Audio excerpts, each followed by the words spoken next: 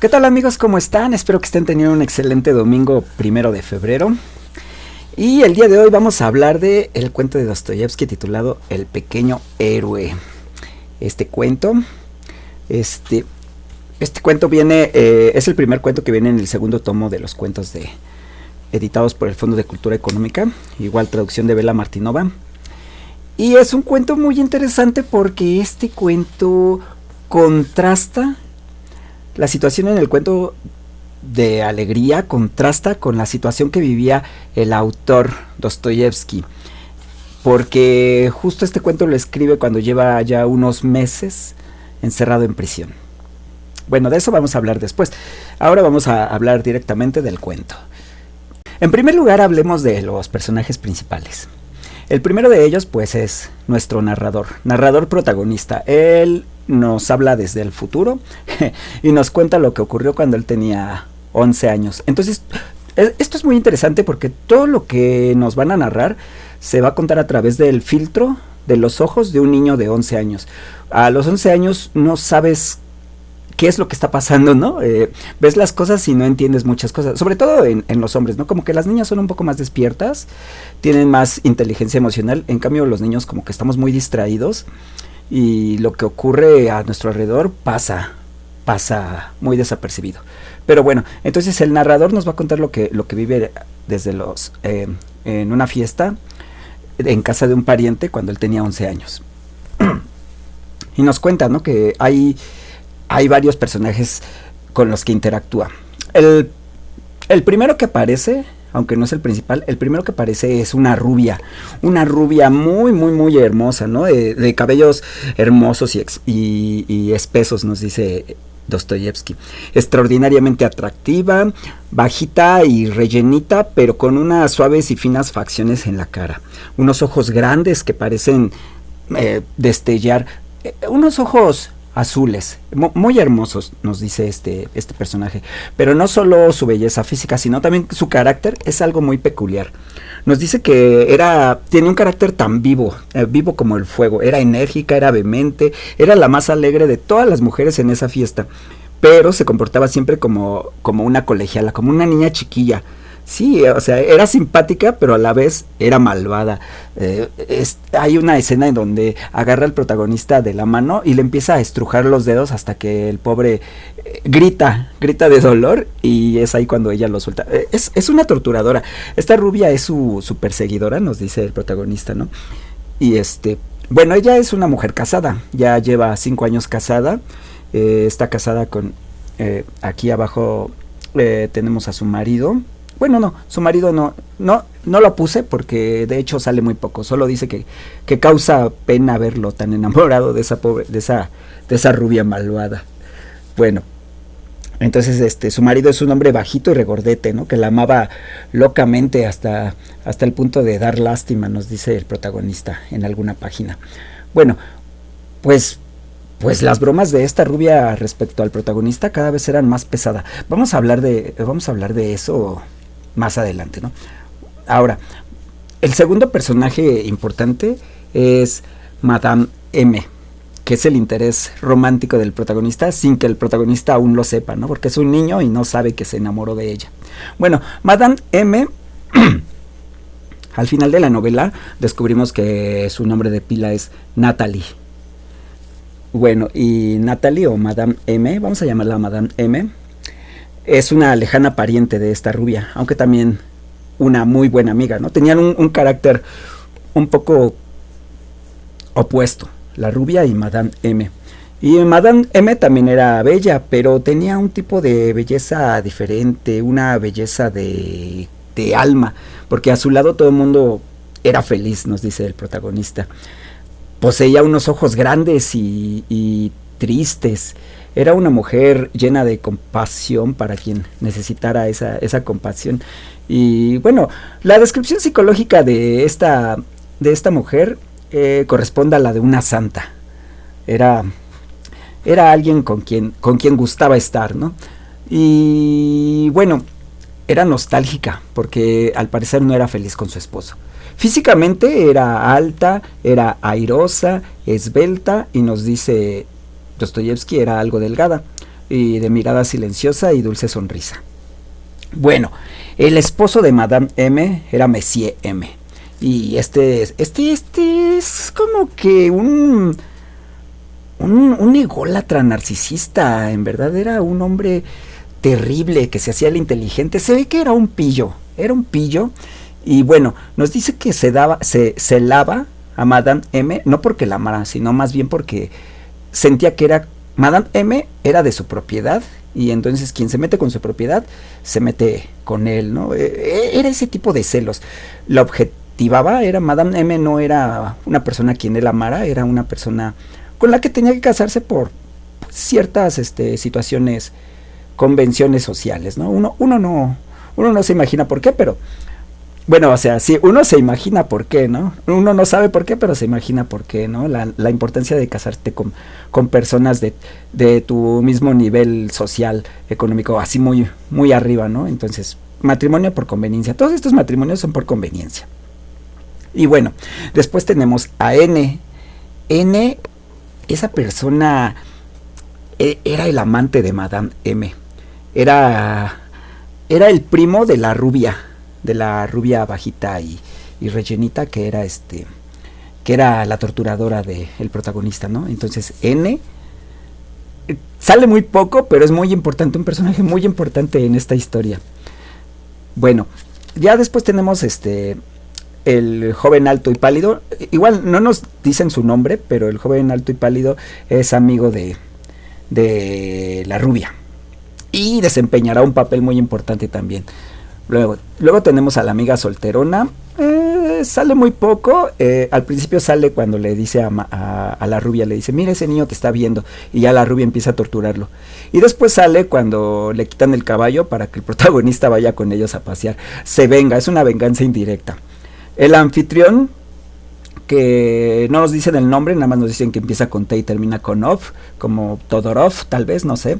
Es el pariente del protagonista. Es la casa, el dueño de la casa en donde todos están ahí de fiesta, porque le van a hacer una hija, le va a nacer una hija, perdón, creo que no se escuché bien la primera vez, van a nacer una hija de él, ¿no? Bueno, y Tancred es un caballo, o sea, no es una persona, es un caballo, pero es muy importante este caballo, porque él desempeña un papel muy importante cuando más adelante el prota demuestre que es un ser valiente y decidido. Bueno, Tancred es como que un hombre eslavo, y más o menos significaría consejo bien pensado. Y esto es gracioso porque justo cuando el joven alto y pálido intenta montar a Tancred, como que lo piensa y dice, no, ya no lo voy a montar, prefiero seguir así. Bueno, entonces la historia transcurre en la casa del pariente del protagonista. El protagonista fue a pasar unos días ahí. Ya llevaban mucho tiempo, varias semanas, más de un mes llevaba esa fiesta. Era una cosa tremenda. Bueno, entonces el protagonista está solo, o sea, nadie lo acompaña, no aparecen sus papás, no aparecen parientes cercanos, ni siquiera amiguitos, porque dice que los niños que están en esa fiesta o son mucho menores que él o mayores, entonces no compagina con ellos y anda solo ahí, vagando, y anda observando las cosas que pasan, ¿no? Y entonces se topa primero con esta rubia hermosa, que lo maltrata y le hace cosas. En realidad el protagonista tiene 11 años, pero la mayoría de las mujeres en esa fiesta lo tratan como a un muñeco, o sea, lo agarran, lo abrazan, lo miman, lo besan, y él se siente un poco incómodo porque está en una edad de transición entre la niñez y la pubertad. Entonces hay un párrafo en donde el niño empieza a describir una sensación que nunca antes había vivido. Miren, vamos a leerlo porque es muy, muy interesante. Dice, repito que en aquellos momentos yo solo tenía 11 años y, como es lógico, no era más que un niño.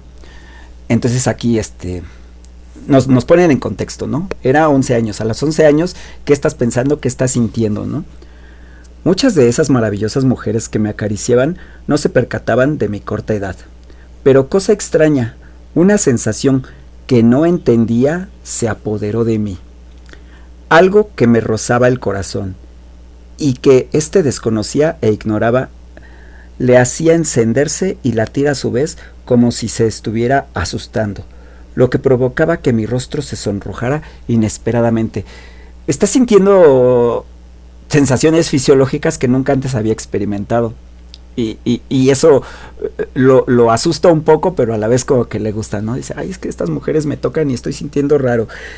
Y dice, a veces sentía vergüenza e incluso me ofendía por ciertos privilegios infantiles míos. Otras veces parecía que el asombro se apoderaba de mí, obligándome a esconderme donde nadie me viera, como si necesitara tomar aliento para recordar lo que en aquel momento quería recordar, pero que de pronto se me olvidara, algo que, sin embargo, no me dejaba vivir ni estar en paz. Entonces todas esas nuevas sensaciones las está experimentando dentro de este ambiente festivo, ¿no? O sea, es una fiesta llena de invitados, llena de mujeres hermosas, lleno de juegos, y entonces todos estos, quieras o no, todos estos toqueteos que las mujeres mayores le están haciendo al niño, lo están como que le están despertando ciertos deseos sensuales que él aún no conoce, y todo esto lo va manifestando. Esto es muy curioso porque contrasta un poco con la situación que les decía de Dostoyevsky. O sea, Dostoyevsky lleva unos meses encerrado esperando veredicto, ¿no? Él sabe de lo que lo acusan y sabe cuál podría ser la pena, ¿no? La pena podría ser pena capital y hasta cierto punto sabe que es culpable de lo que le acusan. Entonces es este contraste entre un niño que tiene al alcance de su mano los placeres sensuales, las diversiones, la alegría, los juegos, las mujeres, pero no puede disponer de ellos debido a su edad, ¿no? O sea, no sabe cómo disponer de ellos. Y por otro lado tenemos a Dostoyevsky, que es un adulto que quisiera poder tener ese tipo de cosas. En este momento está en un ambiente totalmente opuesto a un ambiente festivo, al ambiente festivo del cuento. Está en prisión, un ambiente lúgubre, terrible, con otros prisioneros encerrado ahí. Pero está con un carácter alegre en ese momento. Está escribiendo y dice y aunque él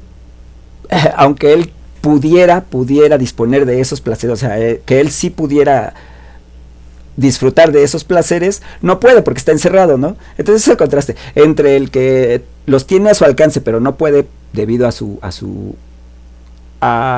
ser de 11 años, y el otro que sí puede disfrutarlos pero no lo hace porque está encerrado, ¿no? O sea, los dos están privados de esos placeres. Bueno, entonces este es un punto, ¿no? Que el niño empieza a conocer esos placeres, pero no puede disponer de ellos. Ahora, vamos a ver un poco la relación de las cosas que están pasando en este cuento. Con respecto a Madame M. Madame M es amante de N, y la rubia, que es su prima y bueno, pariente lejana y amiga de Madame M, lo sabe, ¿no? Lo sabe. Pero cuando llega el nuevo no es inquilino, el nuevo huésped, el joven alto y pálido, se desata una una dinámica muy extraña, muy peculiar. No es extraña, es común que pase esto, porque son como dos, como el detonador. Este joven pálido es el detonador de la rubia. En cuanto, o sea, la detona en un buen sentido, en un sentido intelectual. Cuando él llega, la rubia, ¡pum!, empieza a ser más vivaz, más alegre, más feliz. Hasta se empieza a ver más bonita, ¿no? Porque tiene una relación peculiar. Esta relación peculiar tiene un paralelismo con una obra de Shakespeare, Mucho ruido y pocas nueces. En la obra hay dos personajes, primos de los personajes principales, aunque ellos deberían ser los personajes principales, Benedicto y Beatriz. Benedicto primo de Claudio y Beatriz prima de Haro. Entonces Benedicto y Beatriz son unas personas que, unos solterones empedernidos, no se quieren casar, están en contra de la institución del matrimonio, pero después de una serie de tramas entre sus allegados, terminan enamorándose. Pero a lo largo de la obra, Benedicto y Beatriz tienen unas discusiones muy divertidas, muy inteligentes, muy entretenidas. Entonces, eso ocurre en El pequeño héroe. Tenemos que la rubia es pariente de Madame M y el joven pálido llega a sustituir a N cuando N se va a Moscú a arreglar sus cosas, ¿no? Y entonces el joven pálido y la rubia se instigan mutuamente, de modo que la rubia la vemos más animada, más vivaz, más elocuente, pero su elocuencia raya en lo ¿cómo lo podríamos llamar? Bueno, es muy groserita. Vamos a ver por qué. Nuestro joven protagonista, el pequeño héroe, tiene 4 momentos heroicos. 4. Vamos a revisar uno por uno. Estos son los momentos que podemos encontrar en el cuento. El primero es secundar una mentira, el segundo es la defensa del propio honor, el tercero la fierecilla domada y el cuarto el autosacrificio. Bueno, así es como los distingo yo. Entonces, el primero de ellos, secundar una mentira. Vamos a ver de qué trata este. El primer encuentro entre Madame M y el protagonista se da después de un paseo. El protagonista decide regresar a casa entre los bosques y se encuentra a Madame M en una solitaria alameda, llorando. Y después de que Madame M lo ve, él se acerca, lo ve y decide ir con él rumbo a la casa. Y en el camino pues Madame M va llorando, trata de disimular para que no la vean y llegan a casa. Después en casa el marido le pregunta, ¿no? Le pregunta a Madame M, oye, ¿acaso ¿dónde has andado? ¿Qué pasa contigo? Y le dice, no, es que andaba paseando con este muchacho. Y el prota así bien feliz, sí. Y ahorita voy a salir con él también de nuevo. Y el marido, de modo que este es el paje que te ha estado acompañando durante el último mes. Y Madame M, sí, es él.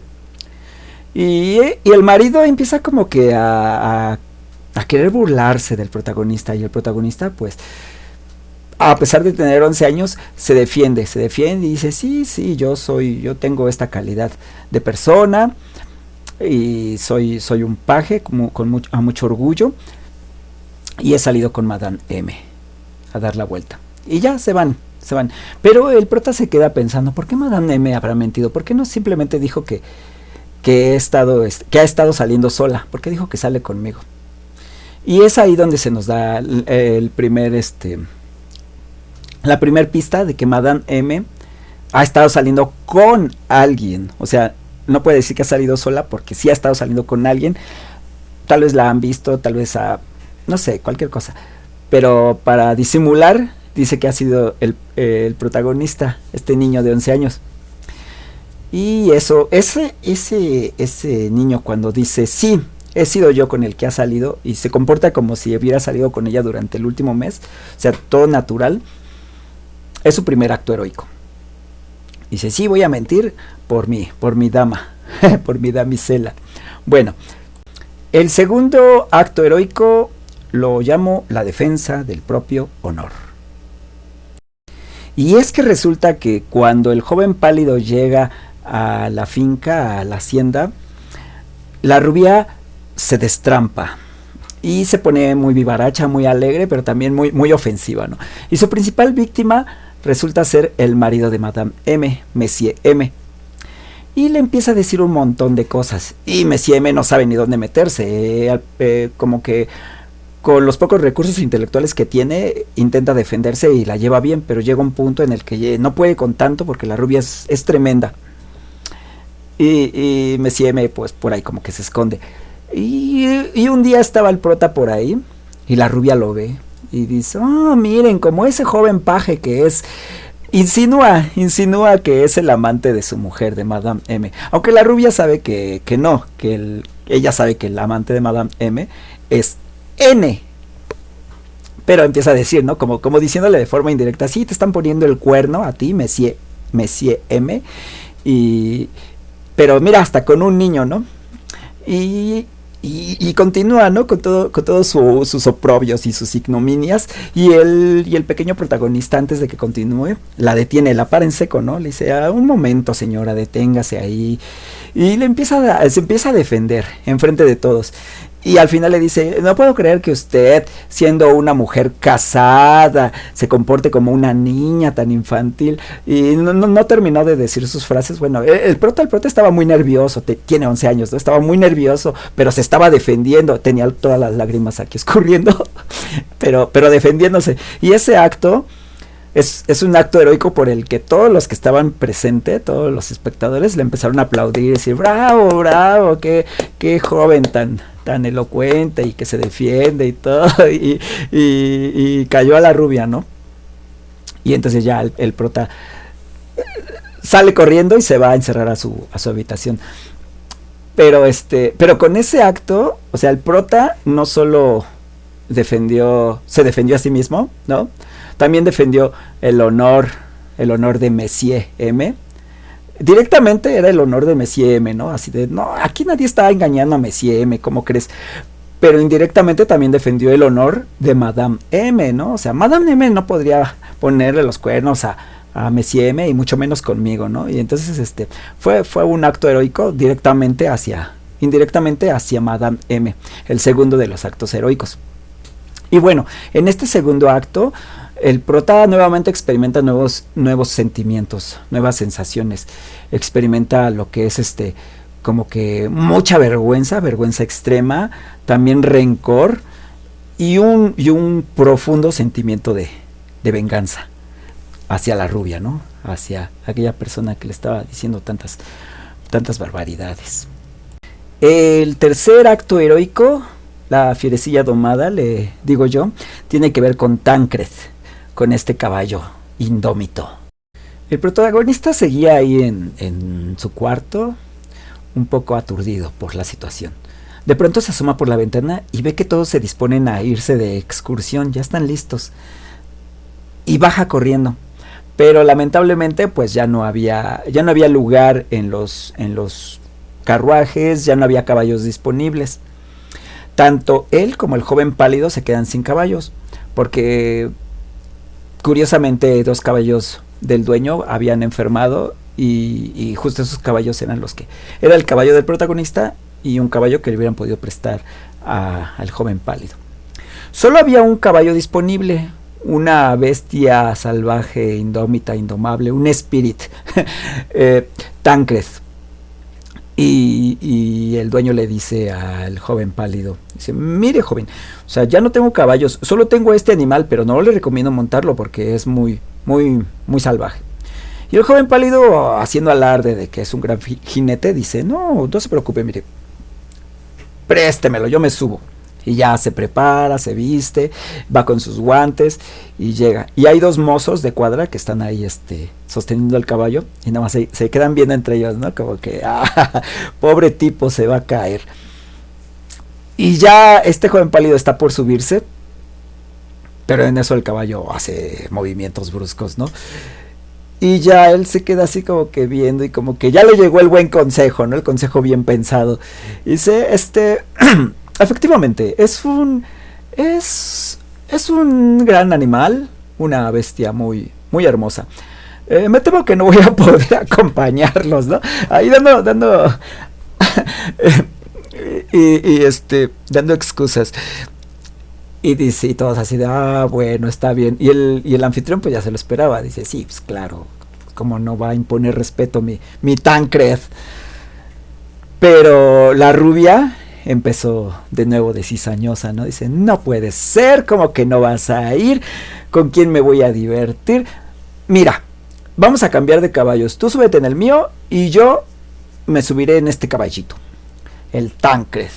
Y el dueño así de, no, ¿cómo cree? No voy a permitir que haga esa locura, no voy a permitir que se rompa el cuello. O sea, con un hombre sí, pero con usted no, señorita, ¿cómo cree? Y ya la rubia dice, ay, no puede ser. Y de pronto que ve al protagonista que estaba ahí paradito cerca, ¿no? Dice, ¿y tú, Llorica, acaso no te morías por ir de excursión? Ándale, súbete a este caballo. Y en ese momento el protagonista pues ya estaba caliente, ¿no? Ya estaba bien calientito después de lo que le había hecho esta mujer, de insultarlo, de decir que era amante de Madame M. Ojalá fuera cierto, dice el protagonista, pero pues no. Y dice, pues cómo no, cómo ve que sí, me subo. Y corrió, ¿no? Dice, o sea, en ese momento de arrebato juvenil, ¿no? Cuando te retan y tú dices, pues me mato. Pues corrió hacia el caballo y sin que los demás alcanzaran a detenerlo, puso un pie sobre el arnés y se agarró y el caballo se jaló. ¡Fum! Y él como pudo, dice, no sé cómo le hice, pero terminé poniendo el otro pie arriba, me subí bien en el caballo y el caballo se mandó a correr. Iba corriendo y casi se mata, ¿no? O sea, sí se hubiera matado, pero el caballo a medio camino, vio una piedra enorme y se espantó y viene de regreso. Y todos así de, no, se va a matar. Bueno, ya cuando venía de regreso, otros jinetes llegaron, uno se le pusieron enfrente al caballo y otros dos a los costados, ¿no? Y dice el protagonista, casi me aplastan las piernas, ¿no? Si se pegan más. Y ya detuvieron al caballo, lo llevaron de regreso, lo bajaron. Y entonces así de, ¡órale! Casi se mata este muchacho. Y la rubia así como que bien espantada, ¿no? Dice, no manches, casi se mata por mis cosas. Y ya llega el muchacho y ve a Madame M, ¿no? Y Madame M asomándose por el carruaje así toda preocupada. Y el prota así de, ay, se preocupó por mí, Madame M. Y la rubia los ve, ¿no? Y todos también vieron, ¿no? Y todos riéndose. Y la rubia ya entra en defensa, ¿no? Como que sintiendo un poco de culpa, remordimiento de que casi se mata por haberlo retado. Y dice, no se rían, que esto es cosa seria, ¿eh? Y ya, a partir de ese momento, la rubia empieza a tratar con respeto a nuestro protagonista, ¿no? Le dice, bueno, tú ya no eres un niño, ya no te voy a tratar como niño, ¿no? Que dice, claro, vente, tienes que ir con nosotros a la excursión, súbete a mis piernas, ¿no? No, ¿qué estoy pensando? Qué tonta soy. O sea, en ese momento ella ya deja de considerarlo un niño, ya lo considera un hombrecito y con respeto, ¿no? Porque el niño se ganó el respeto, este hombrecito se ganó el respeto. Y entonces, a partir de ahí, la rubia y el protagonista se vuelven buenos amigos, muy buenos amigos. Más adelante se abrazarán y como amigos, ¿no? O sea, compartirán momentos bonitos como amigos. Ya la rubia dice, usted y yo ya no tenemos que pelear. Ya se acabó toda la hostilidad entre nosotros. Y dice, ay, sí, qué bueno. Bueno, entonces, este tercer momento que le llamo la fierecilla domada, no es que el protagonista haya domado a Tancred como una fiera, sino más bien domó a la fierecilla que era la rubia. La rubia era una fiera que lo tenía así como que total y completamente asediado, todo el tiempo lo estaba molestando, pero a partir de este momento ya la rubia se dio cuenta de que su imprudencia casi mata al protagonista y dijo, no, ya basta de hostilidades, ahora seamos buenos amigos. Y ya lo trata con respeto, ya se ganó el respeto de la rubia. Eso fue otro peldaño en el ascenso a su formación, a su abandono como niño y a su formación como hombre de este protagonista. Entonces eso estuvo muy bueno. Al cuarto momento heroico lo he nombrado el autosacrificio. Vamos a ver por qué. Resulta que durante el paseo cae un aguacero y se tienen que resguardar en las casas de algunos plebeyos, de unos campesinos. Pero el protagonista queda todo empapado Y Madame M se acerca a él y le da un impermeable, lo abrocha y le pone un pañuelito para que se cubra y se va, ¿no? Y el prota sí queda bien enamorado de ella. Y ya en casa, de regreso, después de que se acabó el viajecito, el paseo de ese día, regresan a la casa del anfitrión y el prota, pues ya limpio y todo, le regresa su pañuelo a Madame M. Y ahí está la rubia, ¿no? Y está el joven pálido. Y el joven pálido le dice al prota: oye, no me imagino cuánto te duele devolver ese pañuelito. Te hubiera gustado conservarlo, ¿verdad? Y el prota así todo incómodo, ¿no? Y sale corriendo. Y ya llega la rubia y le dice al prota: ay, ¿cómo eres? Bueno, ya no vamos a pelear nosotros, pero eres bien tremendo, ¿eh? ¿Cómo te atreves a engañarme con Madame M? Y ya. Bueno, poco a poco el prota como que va sintiendo más conexión con Madame M. Se va enamorando poco a poco más, aunque él no sabe qué es amor, ¿no? Porque es muy joven todavía. Entonces, cierto día el protagonista está por ahí, por el río Moscovita, ahí viendo el campo, viendo todo estaba muy hermoso, muy bonito ese día. Y de pronto escucha ruido de caballos y se acerca a ver qué está pasando, ¿no? Pasos de un caballo, y se acerca y ve que está el joven N con Madame M. Están ahí platicando y el joven le da un sobre blanco a Madame M y se despide de ella con un beso muy apasionado. Y en ese momento el protagonista empieza a experimentar nuevos sentimientos, ¿no? Por un lado es como que la sorpresa de lo que está viendo. O sea, es una mujer casada. ¡Oh! ¡Qué escándalo! Pero por otro lado siente una profunda tristeza. Y es que lo que está experimentando son celos. Celos. No sabe que son celos, pero ya está experimentando la pérdida de un ser importante para él. O sea, estos celos no se manifestaban con respecto a Monsieur M con Madame M, ¿no? O sea, es marido y mujer. Era lógico que hubiera sentido celos de su marido, pero intuitivamente, o sea, su intuición de niño de 11 años como que le hacía ver que pues, es un matrimonio, ¿no? Y en un matrimonio pues de este tipo no hay amor. O sea, se ve el trato que Monsieur M le prodiga a Madame M. O sea, no es el mejor de todos, no hay amor en esa relación. Entonces difícilmente puede sentir celos de Monsieur M. Pero en este caso Madame M corresponde a los sentimientos de N, y en ese sentido es cuando se experimenta esta sensación de pérdida, ¿no? De temor a perder a ese ser, porque ese ser se está entregando a otra persona, se está entregando su alma a otra persona, le está correspondiendo. Y en ese momento es cuando el joven protagonista siente celos, ¿no? Los experimenta y dice: ¿qué estoy sintiendo? Esto no está bien. Bueno, y ya los ve tener ese encuentro, y Madame M se va rumbo a la finca, ¿no? Y el protagonista la empieza a seguir así a la distancia, ¿no? O sea, no puede decir: te vi, los sé todo. No, él la sigue a la distancia. Entonces de pronto Madame M deja caer el sobre, o sea, descuidadamente se le cae, no lo deja caer, se le cae, y él lo encuentra, ¿no? Y dice: ¡ay, no, el sobre!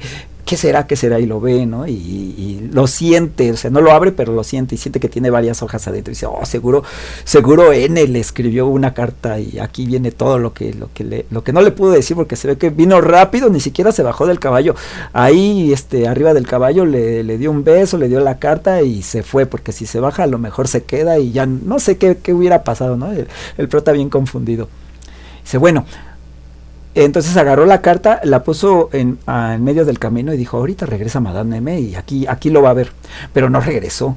Entonces el prota toma la carta después de unos minutos y sale corriendo detrás de ella. Dice: ¿qué hago? Se lo entrego, pero va a decir que los vi, y entonces no sé qué voy a hacer, no voy a poder verla a los ojos. Y Madame M llega a la casa y está ahí como si nada. Pero después de un tiempo, ya cuando ya todos están en casa, Madame M está inquieta, ¿no? Anda de acá para allá porque se ha dado cuenta de la pérdida. Dice, ¿dónde está el sobre? Y entonces está inquieta, está triste, está pensativa y todo el mundo dice, oye, ¿estás bien? Te ves enferma, te ves pálida, ¿qué te pasa? Dice, no es nada, ¿no? Ahí fingiendo, sacando fuerzas de flaqueza para fingir que todo está bien, pero en realidad se la está llevando por dentro. ¿Por qué? Porque sabe que si alguien encuentra esa carta, todo se va a ir al traste, ¿no? Toda su vida. O sea, pues las vidas de las personas en esas épocas, así como que pues, matrimonio arreglado y la infidelidad y pasan cosas y se arruina toda tu vida. Actualmente ya puedes tener una infidelidad y no pasa nada, nada más te divorcias. Pero en ese momento sí era como que la ruina, ¿no? En la Rusia del siglo XVIII, entonces, XIX. Entonces, bien preocupada. Y el prota dice, ay, ¿cómo le entrego la carta? Y llega el marido de Madame M, ¿no? Monsieur M, y dice, ¿qué haces, mujer? Y dice, ay, nada, voy a ir a dar una vuelta con este muchacho. Entonces empiezan a platicar sobre algo, pero el prota no se entera de qué, ¿no? Parece algo importante. Y entonces agarra y se va Madame M y se lleva al joven protagonista. El joven protagonista bien emocionado, ¿no? Oh, por fin, tengo la oportunidad de darle el sobre. Iban al campo y él no sabe cómo entregárselo. Y van hacia donde estaba él sentado a la orilla del río. Y Madame M se sienta, contempla sin ver, toda perdida. Y en eso al protagonista se le ocurre la brillante idea, ¿no? Dice, ya sé qué voy a hacer. Y le dice a Madame M, disculpe, ¿no le gustaría que le recogiera unas flores? Porque seguramente los segadores van a llegar y van a quitar la hierba y con ella todas las flores. Y Madame M así toda perdida dice, sí, ve. Y ya el protagonista va corriendo, ¿no? Bien feliz. Y empieza a recoger flores. Y aunque las flores no son muy bonitas, empieza a hacer un ramo bien emocionado, bien. O sea, con mucho esfuerzo, con mucho esmero, él se está esmerando en hacer un ramo para meter dentro el sobre y entregárselo, ¿no? Pero todo ese esfuerzo es un deseo real por hacer feliz a la mujer que ama. No sabe que la ama, pero por hacerla feliz, ¿no? Y entonces es un esmero, aunque sea una felicidad para acercarla a otro hombre, es un amor puro y sincero que puede prodigar un niño de 11 años. Y entonces arma el ramo y se lo entrega, y mete el sobre y se lo entrega. Y Madame M nomás lo agarra y ni siquiera lo ve, ¿no? Y lo pone ahí a un lado y el prota así de, ¡oh! Velo, míralo. Pero no lo mira. Entonces, de pronto llega una abejita, anda por ahí y le empieza a zumbar al prota y después le zumba a Madame M y Madame M le empieza a correr, pero no se va la abeja. Entonces agarra el ramo y lo sacude, ¡fon! Y sale la carta, justo cae sobre el libro. Y el prota así de, ¡ay! Cierra los ojos. No, se hace el dormido. Y Madame M, así bien asombrada, así de, ¡ay! Y lo empieza a leer y todo, ¿no? Y ya el prota medio abre los ojitos después de unos 2 minutos. Y Madame está llorando, pero muy alegre, por fin ya le cambió el semblante, ¿no? O sea, está llorando de felicidad. Y ya el prota así por fin respira aliviado. Y a lo lejos se oye que le empiezan a hablar a Madame M, ¿no? Madame M, Madame M. Y ella no contesta. Y se acerca al prota y se le queda viendo, ¿no? Y el prota así con los ojos cerrados. Yo no sé nada, tengo miedo. Y ya Madame M se agacha, le besa la mano. Se escuchan las lágrimas. Bueno, no se escuchan, se sienten las lágrimas que caen. Y ya después al final grita, ¿no? Grita un hombre a lo lejos, Natalie, Madame M. Y Madame M, ya voy, ¿no? Pero entre sollozando, pues no se escuchaba muy fuerte, solo el prota le escuchó.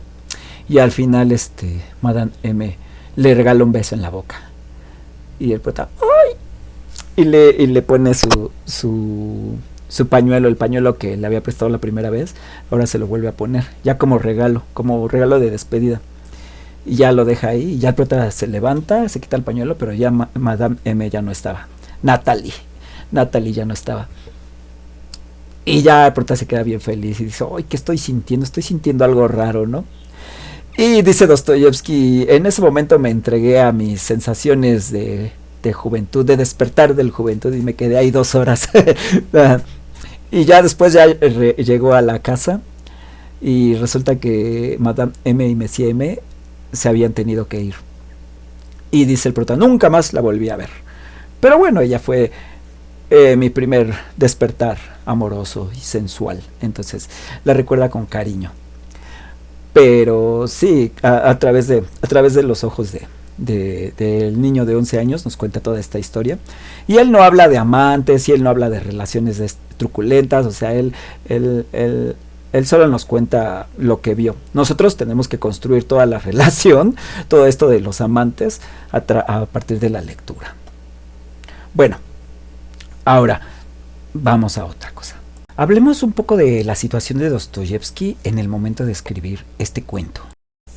Nos cuenta Joseph Frank en el segundo tomo de su estudio sobre Dostoyevsky que Dostoyevsky tenía ya unos cuantos meses en prisión en el momento de escribir este cuento, El pequeño héroe. Y Joseph Frank nos dice que probablemente Dostoyevsky escribió este cuento como una especie de terapia, ¿no? Para sobrellevar su situación terrible. Sí, o sea, Dostoyevsky era consciente de todo lo que había hecho. ¿Recuerdan ese cuento de El corazón débil? Cuando el protagonista siente que el mundo se le viene encima por no terminar un trabajo, por estar presionado y pierde la razón. Ese sentimiento describe lo que Dostoyevsky sentía antes de estar en prisión, porque dentro del círculo Petrachevsky a Dostoyevsky le habían encargado una misión que era instituir o dirigir una imprenta en la que se iban a imprimir los panfletos revolucionarios en contra del sistema, el sistema político ruso de esa época. Y entonces Dostoyevsky ya estaba muy tenso en el momento en el que lo detuvieron, platicando después con su mujer años después. Dijo, no, es que yo estaba a punto de reventar, en verdad, yo estaba muy mal, hasta mi doctor me veía y estaba terrible. Si no me hubieran detenido, hubiera enloquecido. Le hubiera pasado justo lo que pasó en Un corazón débil. Esa situación Dostoyevsky la estaba viviendo en ese momento. Entonces Dostoyevsky estaba por reventar y estaba muy mal, en verdad, muy mal. Y estando en prisión como que empieza a encontrar cierta estabilidad emocional, cierta paz. Dice, por fin, se acabaron todas estas presiones, me voy a relajar. Empezó a leer textos religiosos que había ahí en prisión, o sea, en la pequeña biblioteca de la prisión. Afortunadamente le dieron acceso a estos textos. El bisabuelo de Nabokov, el que escribe Lolita, era el director de la prisión, y le proporcionó a Dostoyevsky unos textos para revisar. Y entonces, en medio de toda esa paz y esa tranquilidad, Dostoyevsky escribe El pequeño héroe, y lo escribe sin grandes afanes, ¿no? El protagonista es un niño. Dostoyevsky venía de escribir Netoshka Nesvanova, es el texto que vamos a leer la próxima semana, y en eso se parece, ¿no? En que el protagonista es infantil. En lo segundo que se parece es en su no a Netoshka, pero se parece a otro texto, Noches Blancas. En esta circunstancia del amor, Noches Blancas ya veíamos que tenía sus deficiencias en cuanto a la hora de dar amor al prójimo, ¿no? Si no estás bien construido, no puedes dar amor. Pues aquí tenemos a un niño que apenas se está construyendo y está experimentando el amor, y el amor que él profesa es un amor desinteresado, es un amor ideal, porque él da todo lo que puede por el objeto amado, que en este caso es Madame M.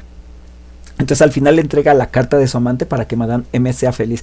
Que sea feliz aunque sea con otro, pero que sea feliz, nos dice Dostoyevsky en este cuento de El pequeño héroe.